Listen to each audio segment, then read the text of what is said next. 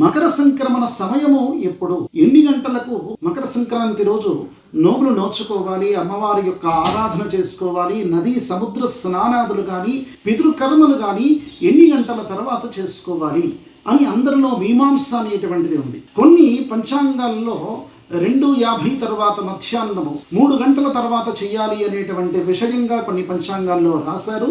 కనుక ఆ విధంగా అసలైతే సమయం ఎప్పుడయ్యానంటే 8:50 ఉదయమే సంక్రమణ సమయం అనేటువంటిది వస్తూ ఉంది ఈ యొక్క తెలుగు రాష్ట్రాల్లో. కనుకనే 9 గంటల తర్వాత ఉదయము మకర సంక్రమణ పూజలు కానీ, వ్రతాలు కానీ, నోములు కానీ, మీరు కొందరి ఇంట్లో పాలు పొంగించడం, సూర్య భగవానునికి ఆరాధన పూజలన్నీ కూడా చేసి తర్పణాదులు చేసి ఆయనకు పాలు పొంగించి ఆ యొక్క పొంగలి కానీ, పాయసం కానీ, నైవేద్యం పెట్టడం కానీ, ఇక అట్లాంటి ఆచారం అనేటువంటివి ఉన్నాయి. అవన్నీ కూడా పితృకర్మలు కూడా ఆ విధంగానే చేసుకోవాలి.